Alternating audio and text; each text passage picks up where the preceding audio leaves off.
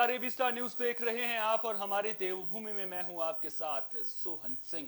Bulletin में सबसे पहले बात करेंगे मोदी कैबिनेट के विस्तार की। दरअसल नैनीताल से सांसद अजय भट्ट को भी मोदी कैबिनेट में जगह मिल गई है, जिसके बाद बीजेपी कार्यकर्ताओं में खुशी का माहौल देखने को मिल रहा है। बीजेपी कार्यकर्ता लगातार जश्न मनाते हुए नजर आ रहे हैं। तो नैनीताल से सांसद अजय भट्ट को मोदी कैबिनेट में जगह मिली है, जिसके बाद से बीजेपी कार्यकर्ता जश्न मनाते हुए नजर आ रहे हैं। बीजेपी कार्यकर्ताओं ने एक दूसरे को मिठाई खिलाकर खुशी का इजहार किया और केंद्र में राज्य का मजबूत प्रतिनिधित्व मिलने से विकास की रफ्तार बढ़ने की भी उम्मीद जताई।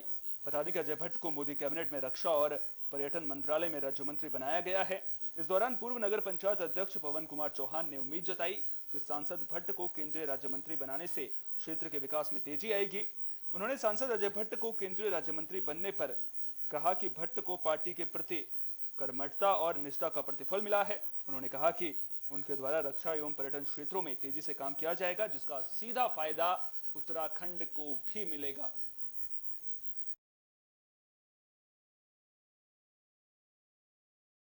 समस्याओं को अजय भट्ट जी ने वहाँ उठाया और माननीय नरेंद्र मोदी जी पूरे अवलोकन करते हैं, देखते हैं पूरी टीम को उन्होंने कैसे रखा है, कैसे बदला है, कैसे महत्वपूर्ण विभाग उसको दिए गए हैं, वो सब आप सबके सामने।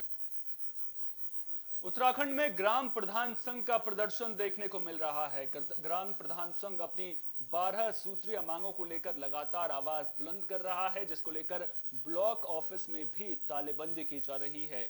इसी कड़ी में बाजपुर में भी प्रदर्शन किया जा रहा है, लेकिन सवाल उठता है कि क्या ग्राम प्रधानों का प्रदर्शन महज दिखावा है, क्योंकि बाजपुर के ब्लॉक कार्यालय में कहने को तो तालाबंदी है, लेकिन अधिकारी कार्यालय में बैठकर काम करते हुए नजर आ रहे हैं। दरअसल प्रांतीय संघ के आह्वान पर 12 सूत्रीय मांगों को लेकर ग्राम प्रधान कार्यालय में तालाबंदी कर प्रदर्शन कर रहे हैं। इस दौरान ग्राम प्रधानों ने कहा कि 6 दिन से प्रदर्शन करने के बाद भी सरकार ग्राम प्रधानों की ओर ध्यान नहीं दे रही है।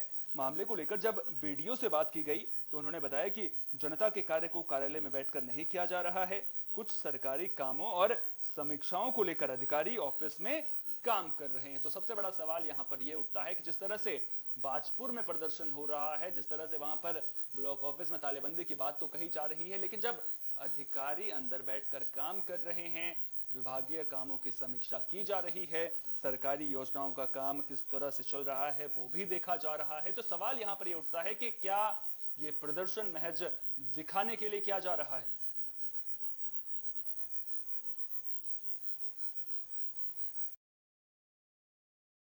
हमारी 12 सूत्रीय जो मांगे हैं वो हमने पंचायती राज मंत्री जी को भी दे रखी है और मुख्यमंत्री जी को भी हमने लेटर भेज रखा है।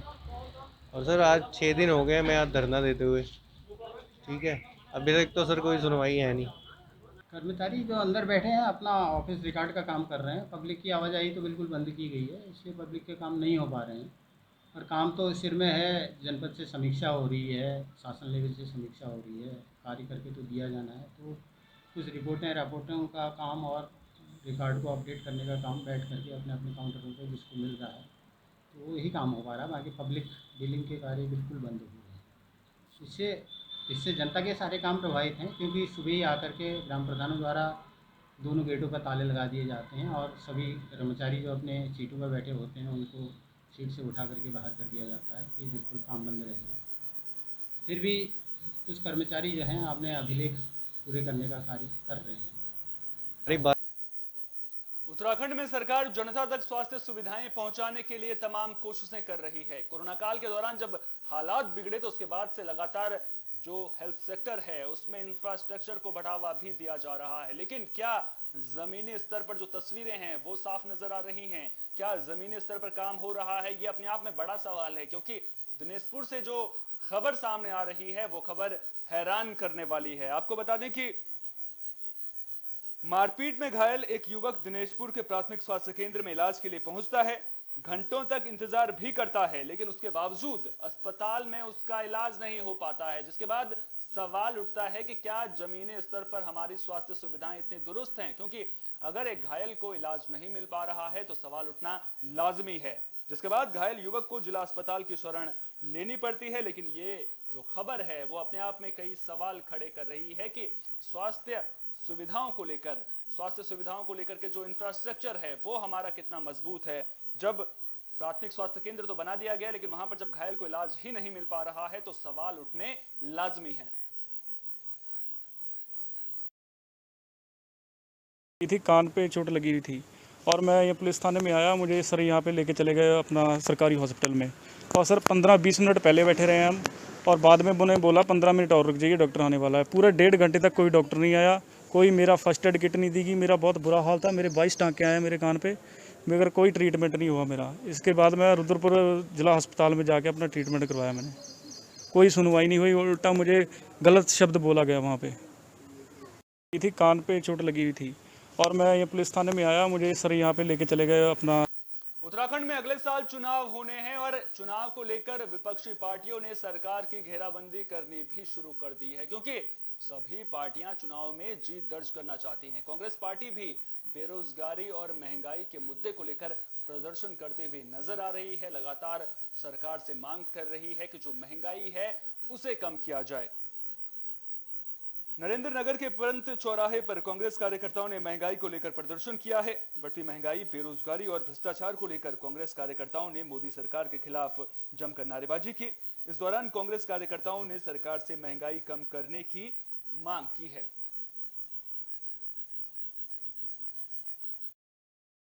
वर्तमान में आजकल देखिए चारों तरफ बेरोजगारी है, पेट्रोल के दाम, डीजल के दाम और गैस सिलेंडर के दाम दिन प्रतिदिन बढ़ते जा रहे हैं, और इससे जो है आम जनता बहुत ज़्यादा त्रस्त है। महंगाई से आम आदमी बहुत त्रस्त है, और हमारा खास तौर से जो युवा है वो बेरोजगारी के चलते इतना त्रस्त है कि उसे कुछ भी रास्ता सुझाई नहीं दे रहा। और ऊपर से ये सरकार 3 मुख्यमंत्री हमारे प्रदेश के वासियों पर थोप रही है, और साथ ही तीनों मुख्यमंत्री रोजगार के मामले में अलग अलग घोषणाएं।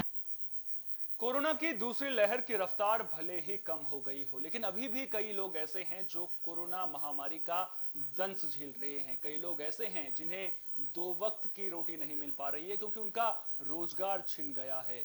कई लोग ऐसे हैं जो दूसरे राज्यों में मजदूरी करते थे, घर वापस लौट आए हैं, लेकिन अब उनके पास खाने के लिए 2 वक्त का राशन नहीं है। ऐसे लोगों के लिए सरकार तमाम योजनाएं चला रही है। इसी कड़ी में रुड़की विधायक प्रदीप बत्रा ने आज अपने ऑफिस में गरीब लोगों को राशन बांटी। इस मौके पर हजारों लोगों ने आधार कार्ड दिखाकर किट प्राप्त की। बता दें कि राशन किट केंद्र सरकार द्वारा हरिद्वार सांसद डॉक्टर रमेश पोखरियाल निशंक के सहयोग से दी गई। विधायक प्रदीप बत्रा ने कहा कि कोविड महामारी को लेकर केंद्र सरकार ने अक्षय पात्र किट बांटी है, जिसका लाभ कई लोगों को मिला है। कई ऐसे गरीबों को मिला है जो राशन नहीं खरीद सकते थे, उन लोगों को फ्री में राशन मुहैया कराई गई है।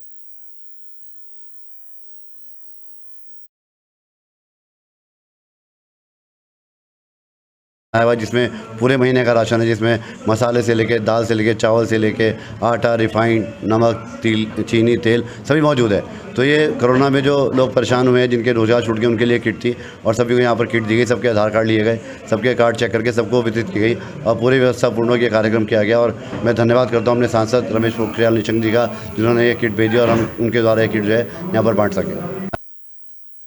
हरिद्वार के लक्सर में पुलिस को बड़ी कामयाबी मिली है। आपको बता दें कि पुलिस ने महिला की हत्या की गुत्थी को सुलझा लिया है। दरअसल 4 लोगों ने महिला की धारदार हथियार से गला रेतकर हत्या कर दी थी, जिसके बाद पुलिस ने 2 आरोपियों को गिरफ्तार कर लिया है।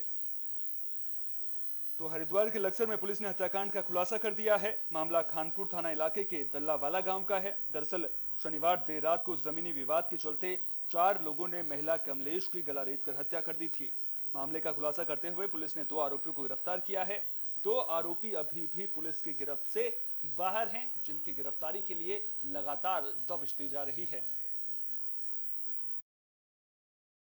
2021 को एक सूचना मिली थी हमें रात को कि एक महिला कमलेश का जो है आपसी झगड़े में जो है वो मृत्यु हो गई है, और मौके पे पहुंच के पंचायतनामा की कार्रवाई की गई थी, और इसको लेकर 3 टीमें जो है वो हमने लगाई थी, और इसी के क्रम में जो 2 आरोपी हैं, मुख्य आरोपी हैं, उनको हमने गिरफ्तार कर लिया।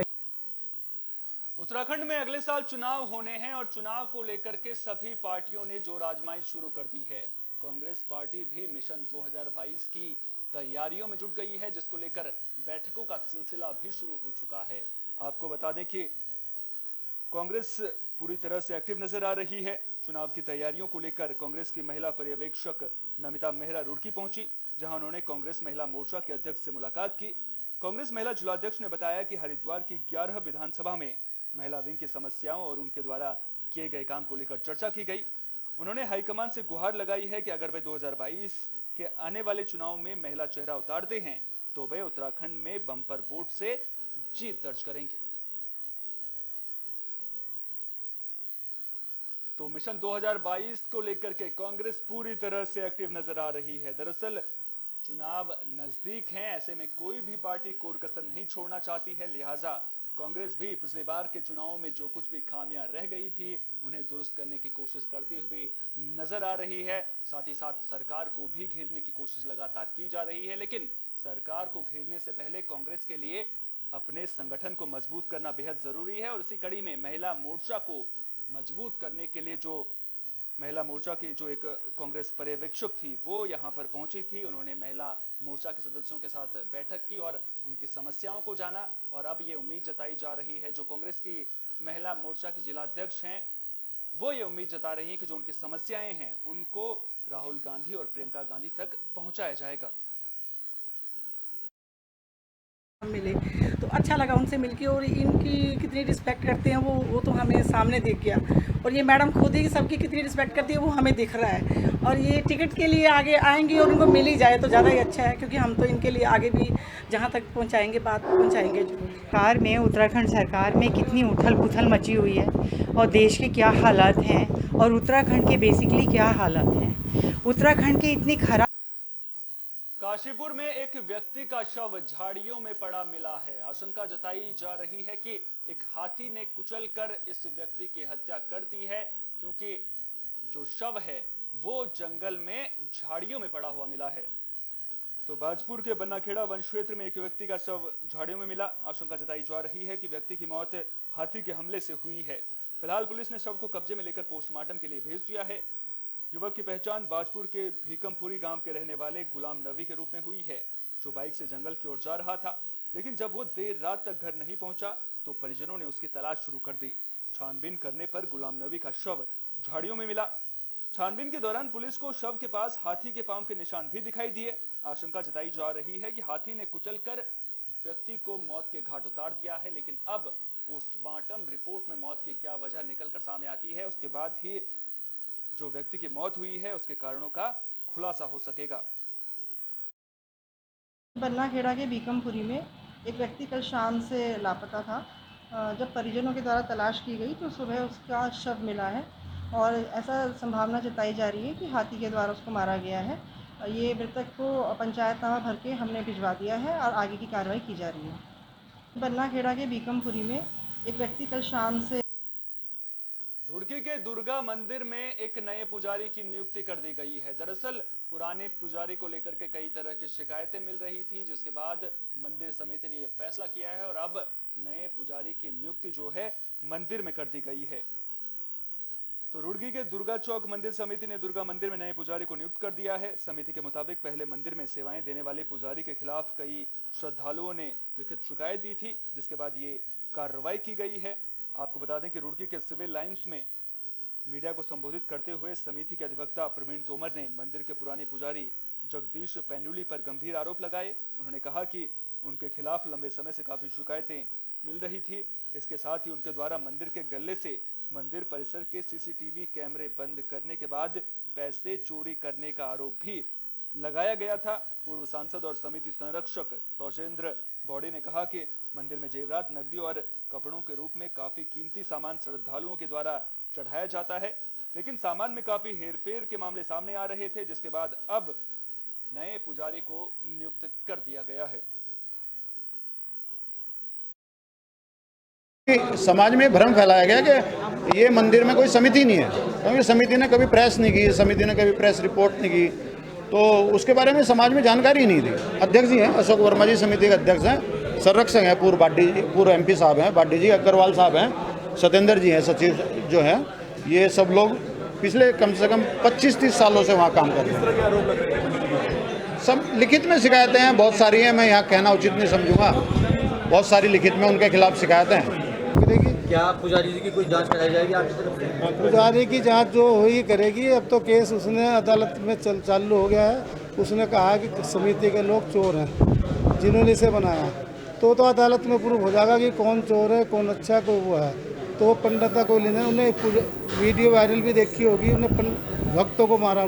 समाज धारचूला में टैक्सी चालकों के मनमाने रवैये से जनता परेशान है। दरअसल कई बार शिकायतें मिली हैं कि जो टैक्सी चालक हैं वो जनता से ज्यादा किराया वसूलते हैं, जिसके बाद टैक्सी चालकों के साथ एसडीएम ने बैठक की है। इसमें इन तमाम मुद्दों को लेकर के चर्चा की गई है। आपको बता दें कि बैठक में 3 दिन के भीतर सभी मोटर मार्ग पर प्रति किलोमीटर के हिसाब से पुराने दर पर ही रेट तय कर किराया सूची जारी करने का निर्देश दिया गया। वहीं छिपला केदार टैक्सी यूनियन के अध्यक्ष केशर सिंह धामी ने कोरोना काल में यात्रियों से अधिक किराया न लेने की अपील की है। केशर सिंह धामी ने बताया कि कोई टैक्सी स्वामी अगर अधिक किराया लेता है तो प्रशासन की ओर से होने वाली कार्रवाई का जिम्मेदार वाहन मालिक खुद होगा। एसडीएम शुक्ला ने ज्यादा किराया वसूलने की शिकायत मिलने पर कार्रवाई करने की बात कही है। और जो है पब्लिक को लूट रहे हैं, इस संबंध में हमने आज एक बैठक बुलाई थी और बैठक में सर्वसम्मत से ये डिसीजन लिया गया कि किराया जो है वो किलोमीटर प्रति किलोमीटर के हिसाब से डिसाइड किया जाए।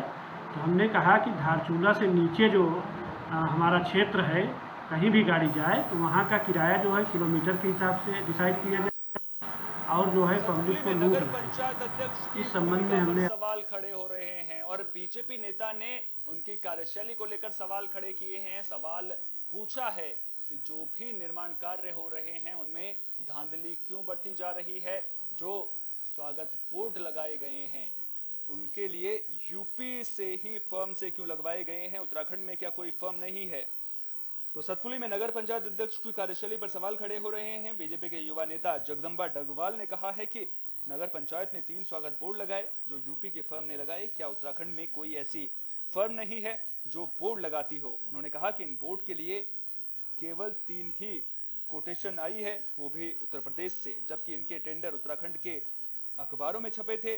तो उत्तराखंड से पहले क्यों जो है फर्म ने सामने नहीं आई, क्यों इसको लेकर के जो है उत्तर प्रदेश की फर्म सामने आई, उनके द्वारा जो है ये बोर्ड लगवाए गए, ये सवाल पूछे गए हैं। बीजेपी नेता जगदम्बा डगवाल ने कहा है कि प्रशासन सतपुली नगर पंचायत के द्वारा किए गए सभी कार्यों की जांच करे और अगर जांच नहीं होती तो वे इसके लिए बड़ा जन आंदोलन करेंगे। तो सवाल खड़े हो रहे हैं नगर पंचायत अध्यक्ष की कार्यशैली को लेकर के। अब देखना दिलचस्प होता है कि मामले को लेकर के जांच कब तक होती है और क्या कुछ कार्रवाई जांच के बाद की जाती है। एक बोर्ड की कीमत लगभग 5 लाख से ऊपर या 4 लाख के बीच में है और आज की डेट में सभी लोग स्वाभाविक जानते होंगे कि इस बोर्ड की वास्तविक कीमत इतनी नहीं हो सकती, क्योंकि जब हमने भी खुद बोर्डों के बारे में इधर उधर पता करा, बोर्डों की वास्तविक कीमत बहुत कम है। लिखने के लिए तो हम कुछ भी लिख देंगे या जो भी, क्योंकि ये निविदाएँ उत्तराखंड की निकली थी, उत्तराखंड के पेपर में निकली थी। घर के आगे वो नहीं है, वहाँ सार्वजनिक स्थान है, वो उनका घर वो तो सार्वजनिक स्थान है, तो वहाँ पर देख लीजिए ना आप कितनी पार्किंग की जगह है, कितनी गाड़ियाँ खड़ी होगी वहाँ पर। इस लागत के बोर्डों में एक बोर्ड जो है 4,40,000 का, एक बोर्ड जो है 3,80,000 का, एक बोर्ड जो है 4,10,000। धारचूला के कुलागाड़ में बना सीमेंट का पुल बारिश की वजह से ढह गया है, जिसके बाद कई सवाल खड़े हो रहे हैं क्योंकि इसका सीधा असर लोगों पर पड़ रहा है। जो लोग हैं उनके लिए आवागमन की समस्या खड़ी हो गई है और अब लोगों का संपर्क टूट गया है। कई गांव इससे प्रभावित हुए हैं। तो आपको बता दें कि धारचूला के कुलागाड़ नाले में बना बड़ा सीमेंट का पुल आरसीसी ब्रिज बारिश में बह गया, जिसकी वजह से लोगों को खासी दिक्कतों का सामना करना पड़ा है।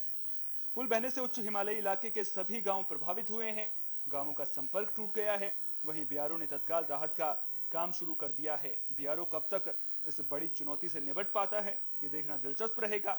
बता दें कि 2013 में भी पुल आपदा की भेंट चढ़ गया था। इसके बाद पक्के पुल का निर्माण कार्य भी किया गया, लेकिन अब वो भी आपदा की भेंट चढ़ गया है। अब ऐसे में सवाल खड़ा होता है कि आखिर क्या कुछ अनियमितता पुल निर्माण के दौरान बरती गई थी कि जो पुल है वो इस तरह से ध्वस्त हो गया सबसे बड़ा सवाल यहाँ पर यह उठता है कि जो लोग हैं वहाँ के, वो कैसे आवागमन करेंगे, उनका संपर्क बाकी जगहों से कब तक सधेगा, क्योंकि लोगों को खासी दिक्कतों का सामना करना पड़ता है। और उत्तराखंड के पर्वतीय इलाकों की अगर मैं बात करूं तो वहां पर बारिश लगातार होती है और बहुत ही तेज बारिश होती है, जिसकी वजह से जनजीवन अस्त व्यस्त रहता है। लेकिन जब एक पुल ढह जाता है तो उसका सीधा असर आम जनता पर पड़ता है। अब ऐसे में देखना दिलचस्प होगा कि जो पुल का निर्माण कार्य है वो दोबारा कब तक हो पाता है, क्योंकि जब तक पुल नहीं बनेगा तब तक आवागमन प्रभावित रहेगा। और अब सबसे बड़ा सवाल यहाँ पर यही उठता है कि पुल अब दोबारा कब बनेगा। हैरान करने वाली बात यह है कि ऐसा पहला मामला नहीं है जब यहाँ पर पुल ढह गया हो। इससे पहले भी 2013 में जब आपदा आई थी तो उस वक्त भी पुल आपदा की भेंट चढ़ गया था। उसके बाद सरकार ने पक्का पुल तो बनवाया, लेकिन जो पुल है वो भी दोबारा आपदा की भेंट चढ़ गया है। अब देखना दिलचस्प होगा कि एक बार फिर से पुल का निर्माण कार्य कब तक हो पाता है और जो लोग प्रभावित हैं उन तक बीआरओ कब तक मदद पहुंचा पाता है, क्योंकि लोगों के सामने कई तरह की दिक्कतें ऐसे में खड़ी हो जाती हैं। बारिश हुई है उसमें केवल कोलाघाट का ब्रिज गया है और साथ ही साथ जो है उस क्षेत्र से लगा हुआ हमारा पांगला है, वहाँ पर भी एक नाले ने नुकसान पहुँचाया है। तो उस नाले पर जो है वो पैदल पुलिया छोटी छोटी 3-4 बनी थी वो डैमेज हो गई है और उसके साथ ही जो है इनका पानी का जो स्रोत था वो डैमेज हुआ है। इसके अलावा और कहीं से कोई नुकसान की खबर नहीं है। इस बुलेटिन में मेरे साथ इतना ही। देश दुनिया की तमाम अहम खबरों के लिए आप देखते रहिए विस्टा न्यूज। मुझे दीजिए इजाजत। नमस्कार।